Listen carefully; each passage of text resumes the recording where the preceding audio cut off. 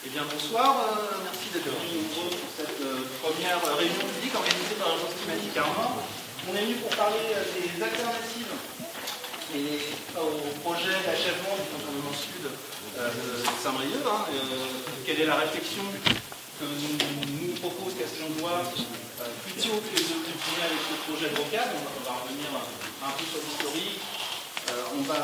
La réunion qu'on a prévue, c'est un premier temps d'exposé.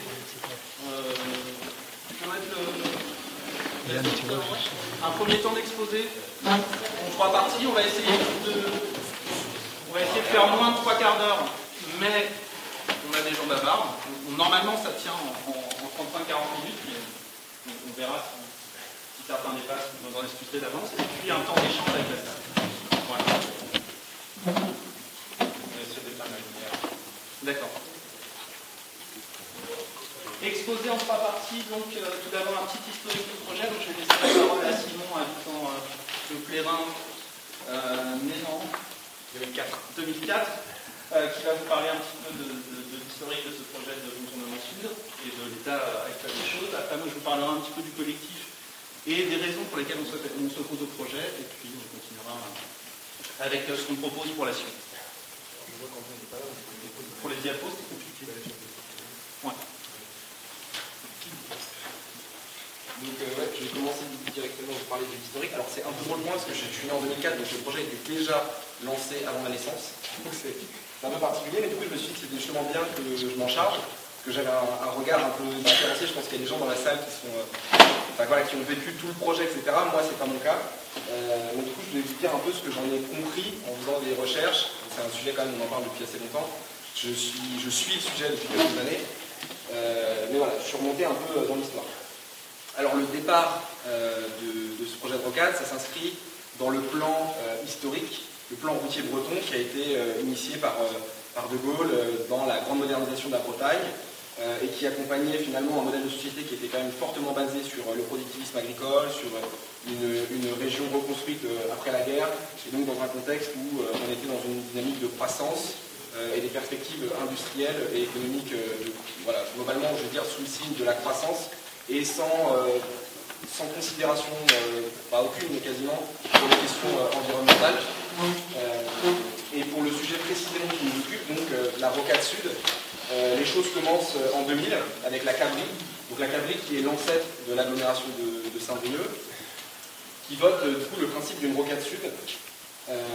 Et donc du coup cette rocade sud, donc à l'époque il n'y avait que 13 communes, et cette rocade sud elle a pour vocation de rejoindre, de contourner en fait, de faire le sud par rapport à la RN12, de faire la rocade. Et donc les premiers coups de pelleteuse sont donnés en 2008.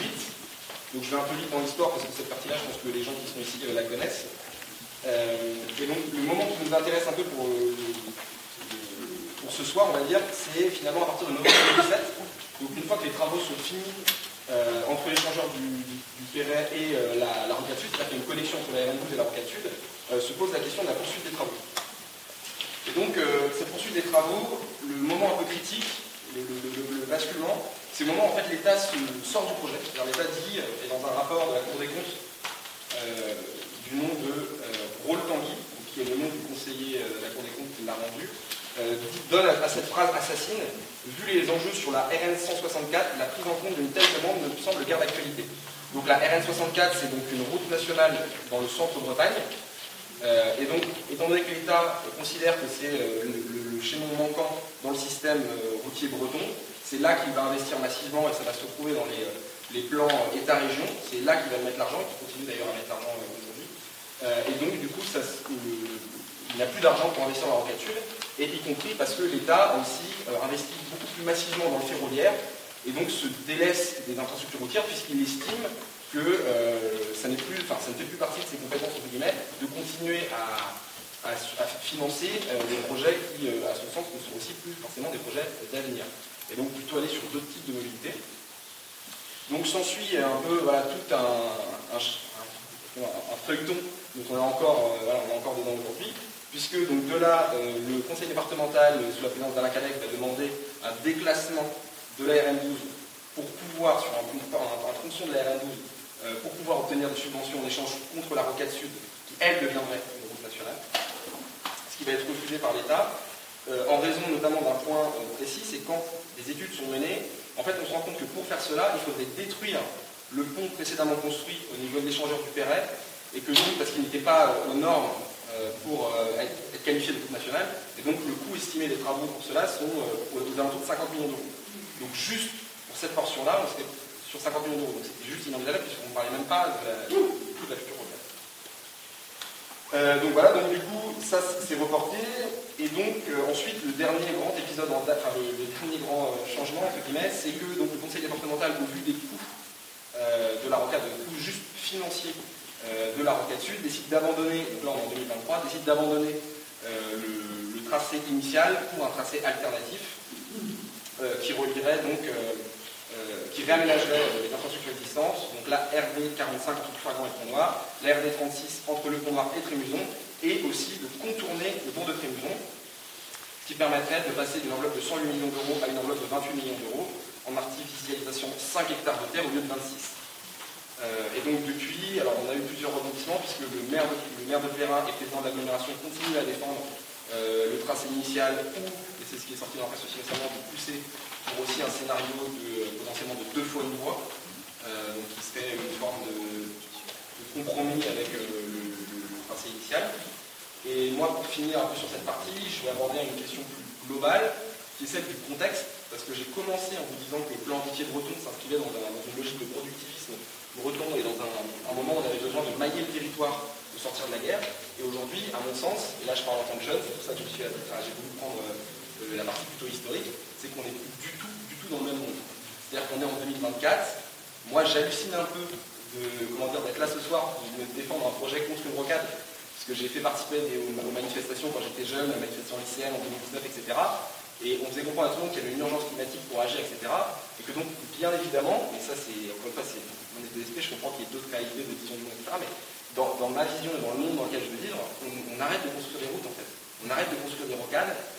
Parce que ça a juste si on parle juste d'empreinte CO2, ne serait-ce que la construction d'une rocade, on est sur des volumes en termes de tonnes de CO2 qui sont monstrueuses, on a un impact sur l'environnement qui est énorme, et aujourd'hui on sait que l'enjeu, la bataille, c'est le report modal, c'est les mobilités douces, le ferroviaire, le vélo, le covoiturage, et que voilà, il faut vraiment créer un environnement où on sort du tout voiture.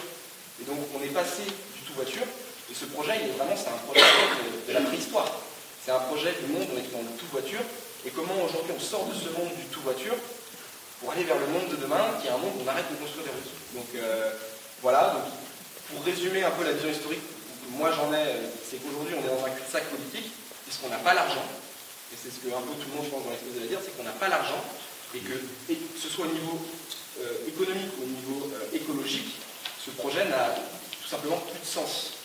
Donc voilà comment je voulais commencer cette petite Merci Simon.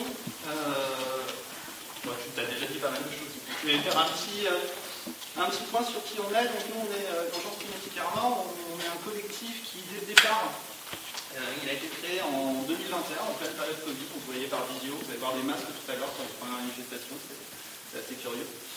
Un collectif qui a décidé au départ d'essayer d'unir différentes membres d'associations, mais éventuellement aussi des élus, des adhérents de partis politiques, des citoyens non encartés mais concernés par le sujet, qui s'intéressaient à la question du climat. Et la question du climat, en fait, on a très souvent tendance à l'aborder avec les grands chiffres, avec les grandes orientations nationales, voire internationales, et à dire c'est la Chine. Mais en fait, le climat, c'est aussi une question sur laquelle on peut agir localement. Et comme on a assez peu de chances d'influencer le gouvernement de Pékin, on s'est dit, on va peut-être essayer plutôt d'agir déjà au niveau de notre agglomération, au niveau de notre territoire. C'était le point de départ de notre démarche, et ça a commencé par une tribune que nous avons lancée en 2021. Alors tribune qui a été initiée par le collectif et signée, pour finir, par 5 partis politiques, 27 associations, dont Vélo Utile, Altoma Révert, Vivarement, en militant, pour demander un certain nombre de choses à l'agglomération. J'ai mis un tout petit résumé ici. Déjà, une déclaration d'état d'urgence climatique, c'était la raison de ce titre-là. Il y a eu des villes qui ont pris cette initiative, à Saint-Brieuc, une déclaration d'état d'urgence climatique. On s'est dit que c'était intéressant de le faire au niveau de l'agglomération pour bien montrer que le climat devait normalement être intégré dans toutes les politiques publiques et dans tous les projets d'infrastructure.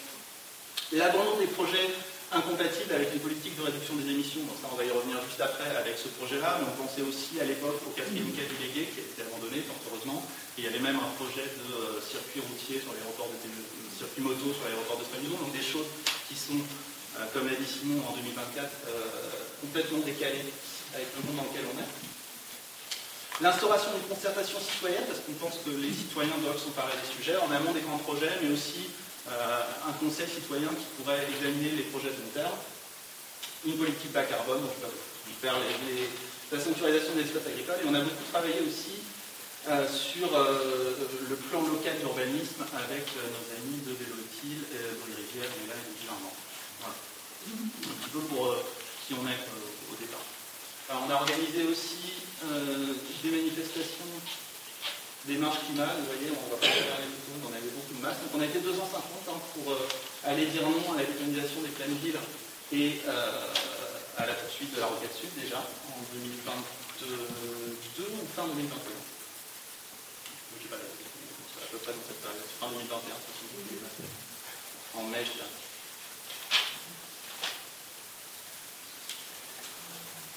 Alors on va revenir à ce projet de Roquette Sud qui a été évidemment pour nous un projet structurant parce que c'est le gros projet, alors j'ai utilisé le mot qui ne plaît pas aux maires de terrain, mais climaticide, c'est-à-dire que c'est un projet qui très objectivement dégrade le climat et les conditions d'habitabilité de la planète.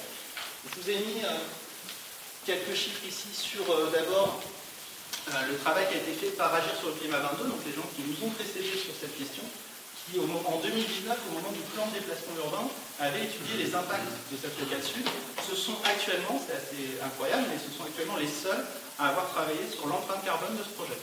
C'est-à-dire que l'agglomération, malgré nos demandes répétées, ne publie pas d'empreinte carbone, ni l'agglomération ni le département, n'a essayé de faire une empreinte carbone du projet de Roquette Sud. Donc, le transport représente 30% des personnes de jeunesse sur le territoire, hein, c'est une proportion assez importante, beaucoup de transport en voiture individuelle.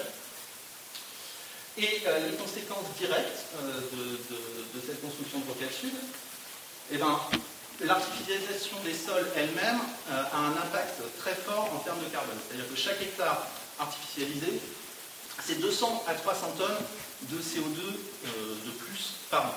Donc avec les 27 hectares de la Roquette Sud, on est à 5400 tonnes de CO2 par an. Ça, c'est du factuel. La construction d'une route. Donc là, on est au mètre carré. De 70 kg à 450 kg de CO2, j'ai fait une moyenne à 200 kg. J'étais plutôt sur une moyenne basse. On est à 54 000 tonnes de CO2 pour les 27 hectares de la Roquette. 54 000 tonnes. Donc, t'as la suite aussi sur le papier libre. Alors évidemment, quelque chose qui a été avancé par Agir pour le climat, que les défenseurs de la Roquette ont beaucoup contesté, c'est l'idée du trafic induit. Alors c'est prouvé pour beaucoup d'études, hein, par beaucoup d'études, quand vous faites de nouvelles routes, vous créez un apport de trafic. C'est-à-dire que des gens ont plus de kilomètres, je vais en parler un petit peu, je vais aller très vite. Ouais. Bon, ben, je ne vais pas aller plus loin, vous aurez des explications détaillées d'Annie. La projection, c'était 20% pour Agir pour le climat, et en fait, ça a été confirmé par les études nationales de la direction routière hein, sur la projection autour du projet initial de Roquette Sud, ça serait plus 10 000 véhicules par jour. Donc vous avez tous les calculs, ça fait à peu près 5 000 tonnes de CO2 par an en plus sur l'augmentation du trafic. C'est-à-dire que, évidemment, je ne vais pas aller beaucoup plus loin sur cette partie-là, mais quand vous créez des routes en plus, vous favorisez des déplacements en plus. Typiquement, quelqu'un qui aurait une voie plus rapide, là, pourrait rentrer chez lui manger le midi, et ça ferait 10 km de plus en voiture par rapport à quelque chose qui existe systématiquement, qui est vérifié sur tout un tas de routes, mais ça, Annie va en parler tout à l'heure. Alors évidemment, tout ça, ça amène à une augmentation de 3% hors construction, hein, mais rien qu'en usage, ça augmente une augmentation de 3% des émissions de carbone liées au transport sur l'agglo. Donc ça, c'est incompatible avec le PCAET qui est censé baisser de 40% en 2030 les émissions par rapport à 2010 liées au transport. Vous voyez, si on commence à avoir des projets qui les augmentent, mais pas en plus. spécialité pour la. Ah oui, pardon, le plan climat, air, énergie territoriale. Tout est indiqué sur la fiche, mais voilà, l'AGLO a pris des engagements sur la réduction des émissions de carbone. Pour l'instant, ils sont très en retard, et donc on a un peu de mal à comprendre pourquoi, alors qu'ils ont du retard et qu'ils devraient accélérer sur les alternatives à la voiture, ils sont encore à défendre cette rotation. Les impacts budgétaires, alors là on a du mal à se mettre d'accord sur les chiffres parce que les projets ont changé. Le projet initial, on était autour de 108, probablement 120 millions avec l'inflation. Le projet réduit, on nous annonce 57. Bon, 57, ça veut dire qu'on peut dire au moins 70, une fois qu'on aura un vrai chiffrage, et là, en comptant l'inflation et sans compter la difficulté sur les mines dont on parlera tout à l'heure. Donc voilà, avec 70 millions d'euros d'investissement, on peut faire un paquet de choses plus intelligentes et qui vont aller dans le sens d'une diminution de l'empreinte carbone, d'une diminution des GES sur le territoire. Je vous ai mis quelques exemples, mais on peut en faire plein. Pour 15 millions, on pourrait faire un réseau express vélo, par exemple. On pourrait avoir des pistes cyclables sécurisées qui relient toutes les villes de la ville. Et on pourrait aussi investir dans un plan d'adaptation des écoles. On a un problème de végétalisation des cours. On va avoir maintenant en juin et en septembre des écoles où il va faire très chaud. Et c'est important que l'AGLO puisse aider les villes, parce que les communes ont souvent des difficultés, si elles ne sont pas subventionnées, à accomplir ce genre de travail. On pourrait aussi, au niveau du département, doubler l'effort qui est actuellement de 15 millions sur les logements sociaux et leur rénovation. Donc là, on pourrait le doubler. On pourrait aussi revégétaliser les collèges et les rénover thermiquement, ceux qui sont un peu anciens. Une première tranche de plan vélo départemental, parce qu'un vrai plan vélo départemental, ça serait plutôt 70-80 millions. Je ne sais pas, l'évolution, c'est ça 70, ça vraiment. 70 en Ille-et-Vilaine, nous un peu moins, mais voilà. On pourra déjà avec 40 millions commencer. 36. 36. Bon, je vous dis 36. Si on est au même niveau que l'investissement que l'Ille-et-Vilaine. Voilà. Et l'avoir fixé beaucoup plus. Mais voilà, parce que, évidemment, si on veut favoriser les modes alternatifs à la voiture, il faut que les gens puissent faire du vélo en sécurité. Et puis, il y a cette fameuse ligne Saint-Brieuc-Auray, dans laquelle le département pourrait avoir une participation aussi, la ligne de TGV, et il y en a à peu près pour 80-90 millions, mais la part du département ne sera pas aussi importante. Et on va avoir une participation de 10 millions d'euros. C'est un exemple, on peut faire plein de choses avec ça, mais avec 70 millions d'euros, vous voyez, on peut faire autre chose que 3 km de rocade. Ouais, ah oui, j'avais juste un point. Il y a une troisième raison pour laquelle on est contre, c'est que ce projet est en fait en train d'enfermer les habitants de Trémuson qui souffrent du trafic. Et ça, c'est évident. Trémuson, les riverains de l'RD 45. Et en fait, ce serpent de mer là qui n'avance pas depuis plusieurs années, pendant ce temps-là, tant qu'on en est à parler de Rocade Sud, qui au mieux arriverait dans 15 ans, mais avec les blocages politiques, on peut dire 20 ans, 25 ans, si jamais ça se fait un jour. En fait, ça ne se fera pas, mais mettons au minimum 20 ans. Pendant ce temps-là, il n'y a rien qui est réellement fait pour soulager le trafic et pour aller travailler sur la diminution du trafic au niveau de Trémuson. Donc, en fait, je vois qu'on a des opposants qui sont là, enfin des gens qui sont favorables à la Rocade. Nous, on est vraiment dans la même idée qu'il faut diminuer le trafic. Mais simplement, on veut diminuer le trafic partout, pas juste à Trémuson. Je vais laisser la parole à Céline du Temple des Mines qui va vous parler de l'autre raison pour laquelle on est contre. Bonsoir à tous. Je suis Céline, habitant des Mines, et je suis ici pour vous parler de mes inquiétudes concernant ce projet de rocade. Alors, pour commencer, pour ceux qui ne connaissent pas très bien ce secteur, je pense que vous connaissez. Les Mines, c'est un quartier à cheval entre Trémuson et Plérin, où vivent environ 200 personnes. C'est un quartier qui a la particularité d'avoir un véritable passé industriel, puisque comme son nom l'indique, il abritait l'exploitation minière où était extrait du plomb argentifère. Alors aujourd'hui, il reste des traces plus ou moins visibles quand on traverse les quartiers de ce passé minier. Donc il y a ce que tous les gens qui y passent peuvent constater, donc une petite maison minière qui offre pas de loger les travailleurs. Ces maisons étaient pour la plupart construites en moins d'une semaine. Il y a ce que nous pouvons observer si on descend dans la forêt, comme les vestiges de la fonderie, qui est un bâtiment qui servait à fondre les minerais extraits. Et puis il y a ce qu'on devine par le nom du quartier, le nom des rues. Ce que l'on sait par le premier raisonné, ce qui s'entend le quartier en son sous-sol, sous la forêt, sous les maisons de ses habitants. Et je vous parle bien sûr des galeries minières. Ces galeries ne sont absolument pas remblayées. Et dans un souci de prévention, l'État a classé le secteur en plan de prévention des risques miniers en 2021. Donc ce PPRM, ça permet de délimiter les zones exposées au risque, d'y interdire tout type de construction d'ouvrages ou d'aménagement et d'y prescrire les conditions dans lesquelles ils doivent être réalisés, utilisés ou exploités si tel était le cas. Il s'agit d'un outil réglementaire qui participe à la prévention des risques. L'objectif étant d'agir sur une organisation existante ou nouvelle, afin de protéger les personnes des risques miniers, mouvements de terrain, mais aussi et surtout de limiter la population exposée à ce risque. Donc il me semblait très important d'insister avec vous sur ce point, parce qu'il faut quand même savoir quelque chose, c'est qu'en tant qu'habitant des mines, si on est concerné par le PPRM, on est dans l'impossibilité de faire tous les travaux susceptibles d'augmenter la population exposée aux risques miniers. Donc on n'a plus le droit d'aménager nos combles en pièces de vie, on n'a plus le droit d'agrandir nos maisons, et ça semble complètement illogique de vouloir faire passer une rocade sur cette zone. Car qui dit rocade dit passage de milliers de personnes dessus, et donc milliers d'utilisateurs qui passent sur une zone qui est jugée à risque par l'État. Sur la prochaine diapo, vous trouverez des illustrations des risques identifiés par ce plan de prévention.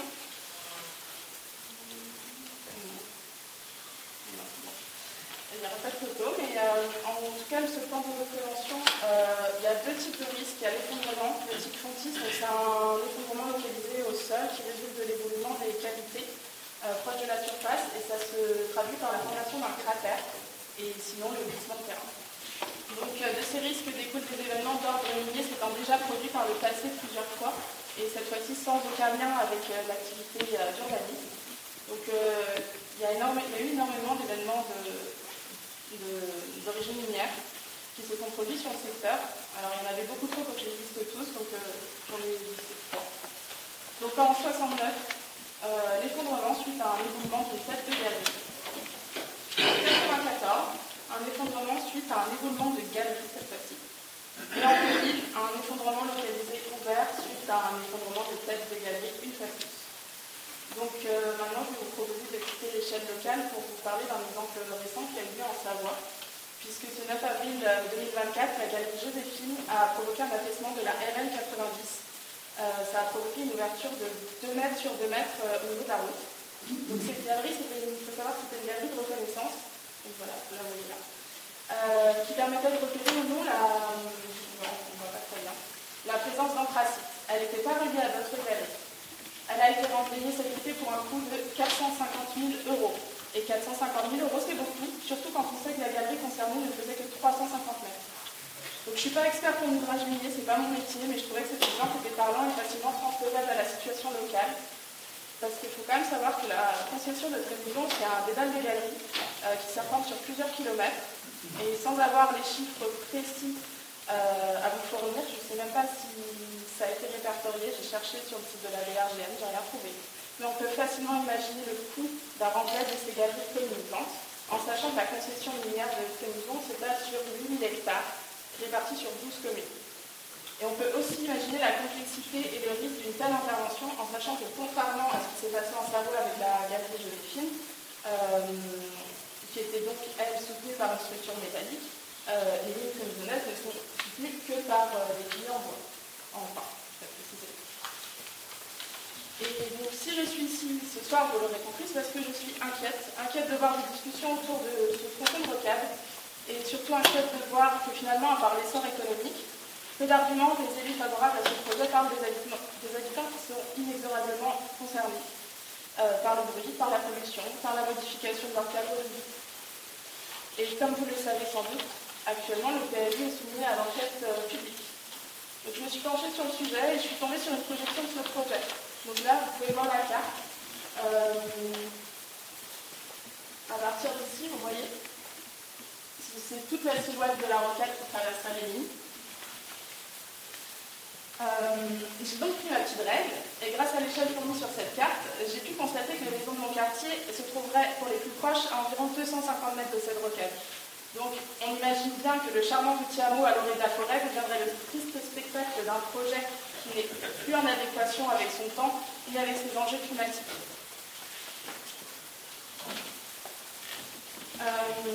Sur cette carte, on peut également apercevoir en vert, dans la silhouette de la rocade, ce qu'on appelle un réservoir de biodiversité.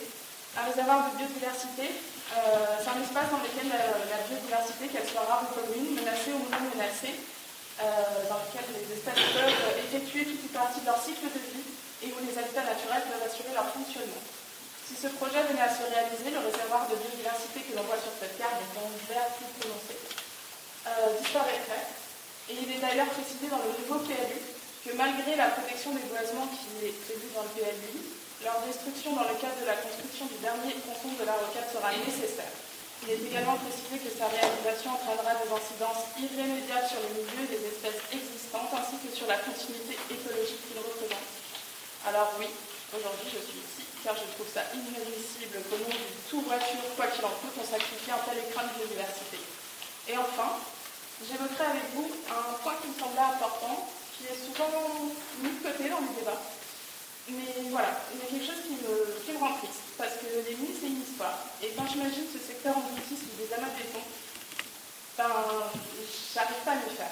Je pense qu'au nom de tous les travailleurs de la mine, au nom de tous ceux qui sont morts dans des accidents liés à leur travail sous ces termes, nous devrions avoir un devoir, celui de préserver ce site de manière à respecter leur mémoire, et de sorte à ce qu'ils ne tombent pas dans le vide. Voilà.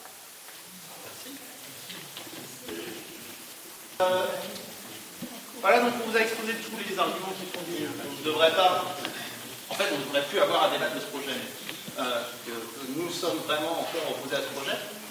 Et on va vous présenter maintenant les raisons qui nous amènent à dire qu'il faut changer de vision et des solutions alternatives. Bon, interroger la construction d'une route, c'est forcément interroger, voilà, je suis dans la lumière, c'est interroger le trafic automobile. Et il me semblait important de mettre le projecteur sur trois réalités méconnues du trafic automobile. Première chose, les trajets domicile-travail. L'INSEE a exploité les recensements faits entre 2015 et 2020 à l'échelle de la France pour étudier les modes de déplacement pour les trajets domicile-travail. Résultat, tout territoire confondu, 73,7% des gens vont au travail en voiture. Alors ça varie, évidemment, de 58% en pôle urbain à presque 90% en zone rurale.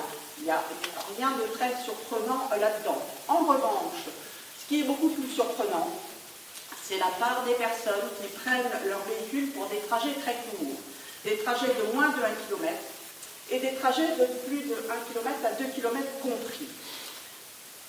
Alors, soyons précis, dans les 1,7 million de personnes en emploi qui parcourent au plus 1 km pour aller au travail, l'INSEE n'a retenu que 1,2 million de personnes dont la géolocalisation du travail est absolument certaine. Alors, à votre avis, quel est le pourcentage de ces 1,2 million de personnes qui font le trajet en voiture pour au plus 1 km? Quel pourcentage font le trajet en bagnole? Pour 1 km maxi, 42% des gens qui ont ce trajet à faire le font en voiture. Soit 494 000 actifs, et là-dedans on trouve 109 000 personnes qui déclarent avoir plusieurs lieux de travail, donc il reste 385 000 actifs qui n'ont pas de profil particulier et qui utilisent leur voiture pour aller à 1 km maxi. Pour les trajets de 1 à 2 km, combien sont-ils à prendre la voiture? De 1 à 2 km, statistique INSEE. Eh bien, ils sont 56% à se déplacer en voiture. Donc, retenons que pour les trajets domicile-travail de 2 km maxi, la moitié des personnes concernées par ces trajets prennent la voiture, de 52% exactement. Et si on examine les trajets de 5 km maximum, ce sont 60% des actifs qui prennent leur véhicule. Conclusion. Pour ce qui est de réduire l'usage de la voiture, on peut dire qu'il y a de la marge.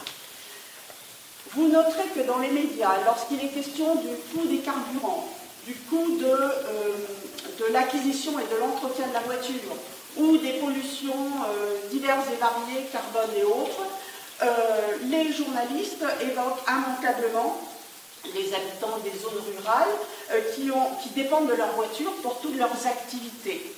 C'est une sorte de marronnier, on va dire. En revanche, ils n'évoquent jamais le recours fréquent de la voiture pour des trajets très courts.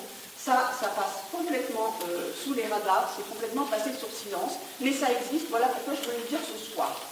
Deuxième point, le lien entre les infrastructures routières et le trafic automobile. Bon, comme on l'a dit ici, chacun sait que cette rocade sud a été repose sur l'idée qu'au départ qu'il fallait décongestionner la RN12 entre Gignac et Trémuson et que la solution serait de créer un axe alternatif. Alors, la question est donc, que se passe-t-il quand on ouvre ou qu'on élargit une voie routière et que se passe-t-il quand on ferme ou quand on rétrécit un axe routier? Premier cas, lorsque pour faire sauter un bouchon, on va dire, la capacité de la voirie est accrue par la création d'une voie nouvelle ou par l'élargissement d'une voie existante, eh bien on constate que l'infrastructure finit par attirer un trafic automobile supérieur à ce qu'avaient prévu les modèles des ingénieurs, de quelques pourcents à 50%, selon le contexte et selon l'horizon de temps dans lequel on se place. En moyenne, plus 10% à court terme et plus 20% à long terme. Pour ce trafic en plus, c'est ce qu'on appelle le trafic induit, dont je parlais tout à l'heure, c'est-à-dire le trafic supplémentaire créé par cette amélioration de l'infrastructure. Alors le trafic automobile induit existe parce que les automobilistes profitent de l'effet d'aubaine pour cette nouvelle infrastructure pour se déplacer plus souvent et plus loin, voire même à plus long terme localiser leur emploi ou leur logement à une distance plus importante. Deuxième cas, à l'inverse, lorsque la capacité de la voirie est réduite par la suppression d'une voie ou la réduction du nombre de fils ou la fermeture d'un pont, eh bien on constate qu'une partie du trafic disparaît au-delà de ce qu'avait prévu le modèle dans des proportions similaires de trafic induit, c'est-à-dire de moins 10 à moins 10%. C'est ce qu'on appelle le trafic déduit, le trafic en moins, ou encore l'évaporation du trafic. Alors, je vais vous prendre un exemple. Parmi la centaine d'exemples que ces équipes de scientifiques ont étudiés, l'exemple du pont Mathilde à Rouen. Le 29 octobre 2012, un camion chargé d'hydrocarbures rate la bretelle de sortie du pont autoroutier Mathilde à Rouen. Il se renverse et s'enflamme, et donc la structure est fortement endommagée. Le pont doit fermer et il ne rouvrira qu'en août 2014, presque 2 ans plus tard.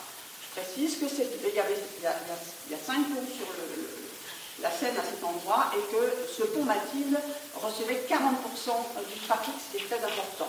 Alors, les autorités se sont donné les moyens d'examiner, de savoir pendant 2 ans où étaient passés les 114 000 déplacements quotidiens de personnes qui correspondaient aux 92 500 véhicules par jour qui passaient sur le pont avec 1,23 personnes à bord.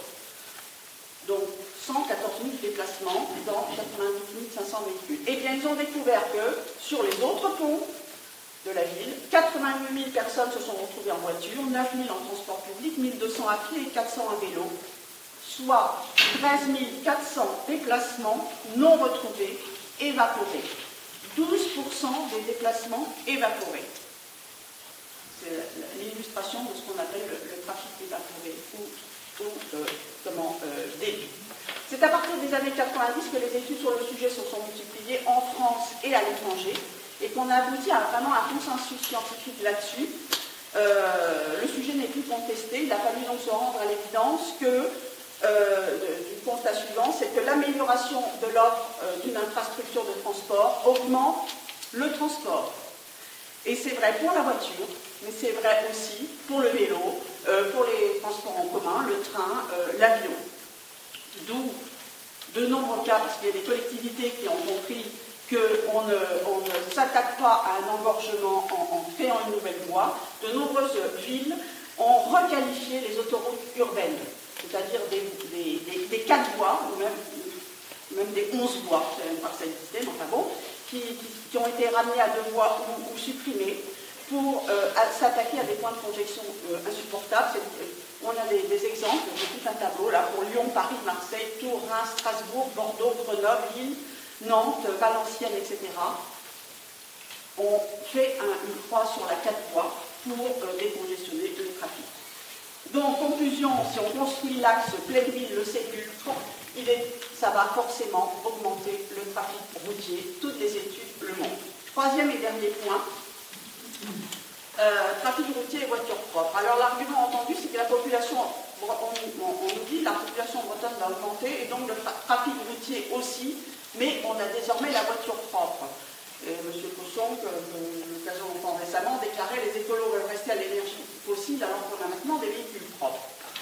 Alors, il est vrai que quand on pense voiture, on pense généralement pétrole, carbone, gaz à effet de serre, parce que c'est vrai que la question climatique et la question énergétique sont aujourd'hui dans les discours. On nous fait donc miroiter une transition énergétique avec la possibilité de décarboner l'économie par l'électrification des usages, de la voiture notamment, mais aussi par la numérisation, la dématérialisation. Mais ce discours de communicants fait totalement l'impasse sur les ressources minières colossales nécessaires pour les voitures électriques, pour l'électricité nucléaire, les panneaux solaires, les éoliennes, les smartphones, les ordinateurs, les data centers, l'intelligence artificielle, etc., etc. La dématérialisation, en fait, n'existe pas, parce que tout ça repose sur du matériel, repose sur l'exploitation de métaux. Et il est vrai que depuis les années 70, les mines ont été invisibilisées, les mines sont devenues un impensé. Pourtant, en seulement 20 ans, le volume des métaux extraits à travers le monde a doublé. Et dans les 20 années à venir, les industries minières prévoient de produire autant de métaux que ceux qu'on a extraits au cours de toute l'histoire de l'humanité. Célia Isoard, qui a enquêté sur le sujet, a publié en janvier de cette année, au Seuil, un livre intitulé « La ruée minière au XXIe siècle, enquête sur les métaux à l'ère de la transition ». Et elle écrit « Le programme de véhicules électriques français nécessiterait des quantités de lithium et de cobalt qui excèdent la production mondiale. » Et on n'est pas le seul pays à vouloir électrifier ces véhicules, loin s'en faut, la Chine, les États-Unis, la Grande-Bretagne, l'Allemagne, enfin tout le monde veut électrifier ces véhicules. Or, on n'a déjà pas assez de métaux à l'échelle mondiale pour électrifier le parc français. Elle ajoute « Continuer de faire croire, je cite, qu'il est possible de supprimer les émissions carbone en électrifiant le système énergétique mondial est un mensonge criminel. » Ce sont ces termes, est un mensonge criminel. Elle montre notamment qu'il est paradoxal, on dit bien paradoxal, de vouloir résoudre la crise énergétique et les pollutions en ayant recours à l'industrie la plus énergivore et la plus polluante. Quand je dis la plus polluante, par exemple, on est incapable, totalement incapable, de gérer les immenses pollutions minières irréversibles et très toxiques de ces mines, lesquelles empoisonnent le milieu de vie, de préférence, de populations qui sont loin de nos yeux. Les 3/4 des mines de cobalt, de lithium, de manganèse, de nickel, de gallium, etc., se trouvent dans des zones sèches, voire très sèches. Les 3/4 des mines. Or, ces mines nécessitent des quantités phénoménales d'eau. Une grande mine de cuivre, c'est 110 000 mètres cubes d'eau jour. 110 000 mètres cubes d'eau jour, ça veut dire 110 000 millions de litres d'eau par jour. Bon, j'arrête là les exemples au niveau de la pollution. Tout ça pour vous dire que non, on ne va pas pouvoir continuer à s'imaginer que le trafic routier va pouvoir continuer de croître. C'est un leurre, c'est un mensonge, tout simplement parce qu'au niveau des ressources minières et énergétiques, on va dans le mur. Voilà, donc on ne va pas pouvoir continuer à penser croissance de la voiture, mais la bonne nouvelle, c'est quand même qu'on a de la marge pour réduire ce trafic automobile. Et donc la solution n'est pas d'augmenter le trafic dans le pays de Saint-Brieuc. Ça n'est vraiment pas aller dans le sens de l'histoire. Merci. Pour illustrer le propos d'Annie, voilà, c'est un petit rappel sur la voiture pour aller un petit peu plus loin encore que ce qu'Annie vous a présenté. Moi, il y a deux chiffres qui m'intéressent particulièrement. Les autres, ils ont été plus ou moins exposés sur les émissions de gaz à effet de serre. Ce qui m'intéresse, c'est que justement 9 conducteurs sur 10 sont seuls dans leur voiture. 9 sur 10. Voilà, l'autosolisme, c'est ça. C'est-à-dire qu'on a une moyenne d'occupation de la voiture de 1,1 personne. Ce qui n'est pas beaucoup. Donc si on arrivait déjà à augmenter ce taux d'occupation des voitures, on aurait peut-être moins de voitures à circuler. Pour vous en convaincre, ce n'est pas très compliqué, il suffit de regarder les gens qui sont dans les voitures que vous croisez, ils sont souvent tout seuls. Donc ça, c'est une première chose. Deuxième chose qui m'a aussi frappé, c'est que tout en haut à droite, 23 heures sur 24, en moyenne, hein, c'est une moyenne au niveau national, une voiture est immobile et inoccupée. Donc, 23 heures sur 24, je ne sais même pas quel pourcentage ça fait. C'est pas bon. Alors, pourquoi la question, c'est pourquoi la voiture a un tel succès, a eu un tel succès depuis, on va dire, depuis les années 60-70. Si simple la voiture, c'est... je ne vais quand même pas dire que c'est génial, parce que je ne suis pas là pour ça, mais c'est quand même un couteau suisse de la mobilité. C'est très facile de prendre la voiture, de démarrer, de faire 500 mètres, et ça donne des chiffres, des distances de moins d'1 kilomètre faites par, je ne sais plus combien tu disais, Annie, 42% de personnes. Parce que, effectivement, la voiture, c'est un vrai couteau suisse de la mobilité. C'est très facile de prendre sa voiture et de faire quelques kilomètres. C'est aussi très bien, c'est très adapté, la voiture, pour faire des longues distances. On sera tous d'accord là-dessus. C'est aussi également adapté pour transporter sa famille. Bref, la voiture est vraiment adaptée pour tout type de trajet. Ça, personne ne le contestera. Mais il y a un problème. Enfin, je pense que vous avez eu les informations là qui ont été exposées tout le long de cette réunion. Le problème, c'est que la voiture, ça produit des nuisances aussi. On a parlé de gaz à effet de serre, on a parlé de pollution, on a parlé des problèmes d'extraction de ressources pour fabriquer les voitures. Donc, si on veut réduire la voiture, comment on fait? Eh bien, c'est ce que je vais essayer de vous présenter. Alors, il faut bien comprendre une chose quand même, c'est qu'il ne s'agit pas de rayer la voiture de la carte. Il s'agit de diminuer, réduire le trafic, pas de supprimer le trafic. Donc, parce que le trafic automobile, la voiture, on peut en avoir besoin dans certains cas. Les secours, par exemple. Les travailleurs à domicile, travailleuses à domicile qui vont aider les personnes âgées à domicile, par exemple. C'est difficile de se passer de voiture quand on a des tournées de plusieurs dizaines de kilomètres. Donc il y a une plus-value sociale dans certains cas qui est vraiment importante à l'usage de la voiture. Donc il ne s'agit pas de supprimer la voiture, que ça soit bien clair pour tout le monde. Alors, comment on peut faire? Alors, une chose est sûre, pour rejoindre ce que disait Annie, la voiture propre n'existe pas. Donc, jusque-là, on voit beaucoup de SUV électriques, par exemple. Ça n'a aucun sens. Au niveau écologique, c'est une aberration totale. Un Porsche Cayenne, par exemple, pour citer une marque électrique, c'est vraiment une aberration. Ça ne devrait pas exister. Donc, on sait très bien que l'électrification du parc automobile, qui fait environ 40 millions de véhicules, on ne pourra pas, avec les ressources qui ont été évoquées juste avant, on ne pourra pas électrifier 40 millions de voitures. C'est mathématiquement, physiquement impossible. Donc, tout au plus, on pourra avoir environ 15 millions de voitures électriques sur le parc automobile français. Donc, ça veut dire que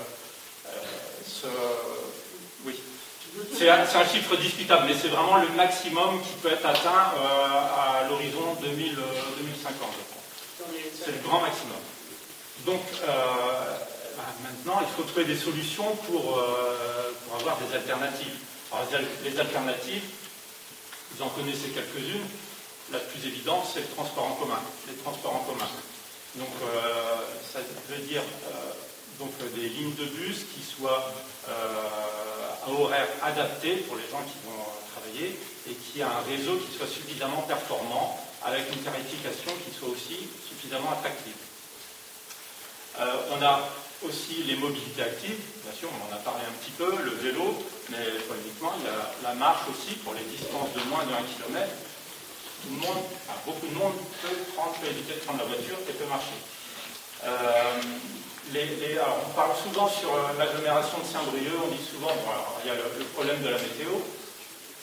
Ok, pour la météo, moi je veux bien, mais comment ils font aux Pays-Bas avec une météo qui est quand même un petit peu moins engageante qu'en Bretagne, un petit peu plus rude. Au Danemark, c'est encore un petit peu plus. En Allemagne, voilà. En Suède, on a aussi une météo un peu capricieuse. Bref, les exemples où la météo est un peu plus difficile qu'à Saint-Brieuc, et il y en a beaucoup. Il y a le relief aussi, qui est souvent évoqué. Alors, le relief, ok, ça monte, ça descend, c'est pas non plus la queue de l'air, il ne faut pas exagérer. Mais depuis quelques années, il y a aussi des vélos à assistance électrique. Les vélos à assistance électrique, on est pour, on est contre, mais en tout cas, ça aplanit les reliefs et ça raccourcit les distances. Donc, une distance d'une dizaine de kilomètres avec un vélo musculaire, pour quelqu'un qui en fait régulièrement, c'est pas trop un problème. Avec un vélo électrique, on peut arriver jusqu'à 20 km pour les plus courageux. Mais rien n'empêche d'en faire moins, de faire 10-15 km avec un vélo électrique, voire même 5 km. Donc voilà pour le vélo. Alors, il y a une notion aussi qui est importante, c'est ce qu'on appelle l'intermodalité. Ça veut dire que si je vais à vélo jusqu'à l'arrêt de bus, ou jusqu'à la gare, il faut que je puisse mettre mon vélo dans le train ou dans le bus. Donc ça, c'est une solution intéressante qui n'est pas développée pour l'instant. On a aussi la multimodalité. La multimodalité, c'est pouvoir mettre son vélo en sécurité à un parking relais, par exemple. C'est aussi un pôle d'échange multimodal où on trouvera différents services qui nous permettent de nous déplacer. Donc vélo, train, voiture avec le parking relais et bus. Donc ça, c'est une solution aussi qui est tout à fait envisageable. Et une solution encore plus simple que ça, c'est l'autopartage. Puisqu'on disait tout à l'heure qu'une voiture reste immobile 23 heures sur 24, sur ces 23 heures, il y a peut-être des gens qui seraient intéressés pour prendre cette voiture. Donc on pourrait faire rouler nos voitures quelques heures en plus et donc avoir moins de voitures en circulation totale. On peut avoir le covoiturage aussi, c'est-à-dire mettre plus de personnes dans une même voiture. Donc ça, c'est aussi une solution pour réduire le nombre de voitures sur la route.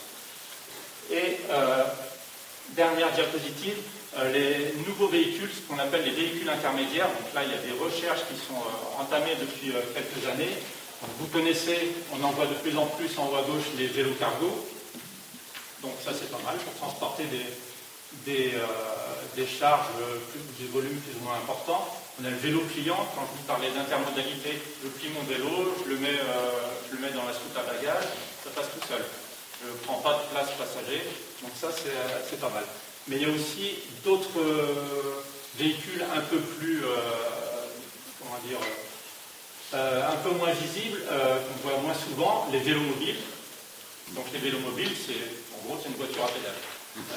Une voiture à pédales, mais profilée et qui permet d'atteindre des vitesses intéressantes de l'ordre de 40-50 km/h et qui permettent donc de faire des distances intéressantes aussi. En ce moment, à Vélo Utile, il y a 3 personnes qui travaillent sur un projet comme celui-ci, dont une personne qui envisage d'aller travailler tous les jours à Guingamp avec son vélo. Bon, avec un vélo ordinaire, ça peut se faire, il y en a qui le font des fois. On ne connaît pas trop ici quand même, mais avec un vélo mobile, c'est déjà plus facilement envisageable. Alors, en roulant, on peut rouler à 40-50 km/h, Saint-Brieuc-Guingamp, c'est faisable. Beaucoup plus dur. Et puis on a aussi d'autres types de véhicules. Donc là, je vais passer vite par ça va des voiturettes, aux tricycles, les quadricycles protégés, les micro-voitures et les mini-voitures. Alors il y a quand même une condition pour que ça fonctionne, ces véhicules intermédiaires, il faut que ça remplace la voiture. C'est-à-dire que si je décide d'acheter un vélo cargo ou une voiturette, c'est pas en plus de ma voiture, c'est vraiment pour remplacer une voiture. C'est la condition pour que ça fonctionne. Sinon, on aura plus de véhicules en circulation et ça ne marchera pas. Voilà, merci. J'ai oublié une petite chose. Je vous parlais de Celia Izoard. Alors, Izoard, ça s'écrit I-Z-O-A-R-D. Tapez sur un moteur de recherche Celia, avec un C, Izoard. Elle a donné plusieurs interviews, dont une en février 2024 sur Blast. Ça dure 59 minutes. Si vous n'avez pas envie d'acheter le bouquin, de vous partir à la lecture du bouquin, vous avez l'essentiel de la problématique, de l'impensé, du problème qu'on ne veut pas voir des ressources minières, qui vous est exposé en 59 minutes, Celia Izoard Blast, 2024, et vous trouverez sans problème. Voilà. On va apprendre très rapidement les questions de la salle. De connaître madame. Ah oui, pardon. Annie Leguillou, militante historique. Au-dessus du Pont Noir, à Saint-Donant. Voilà, donc je passe depuis 34 ans que j'habite là. C'est vrai que j'emprunte tous les jours où je suis allée travailler, maintenant je suis en retraite, j'ai emprunté la D45 pour aller à Saint-Brieuc et j'emprunte la D36 pour aller voir ma famille de l'autre côté, donc c'est vrai que je connais bien ces axes-là. Voilà, est-ce que la présentation suffit? Oui, un petit mot de conclusion, puis je donne la parole à la salle. Excusez-moi, qu'est-ce que vous voulez savoir de plus? À quel type vous parlez? Vu que vous asseyez plein de vérité, vous sortez des chiffres. Ah mais non, mais alors là, je peux vous donner les références. L'INSEE, c'est très facile à trouver, l'étude de l'INSEE. Moi, je n'ai pas fait les études de l'INSEE, je me suis contentée de recueillir ces données. Les données sur le trafic induit, le trafic déduit, je n'ai pas inventé le fil à couper le beurre non plus. Voilà, tout le monde peut retrouver ça sur Internet. Je ne suis pas une scientifique. Je me renseigne et voilà les constats qui ont été faits et qui font désormais consensus. Parce que c'est vrai qu'avant les années 90, il y avait un petit peu de discussion là-dessus, sur le trafic déduit-induit. Maintenant, que ce soit en France ou dans les pays étrangers, il y a vraiment un consensus là-dessus. Ça n'est plus discuté. Lorsqu'on améliore une infrastructure routière, il y a un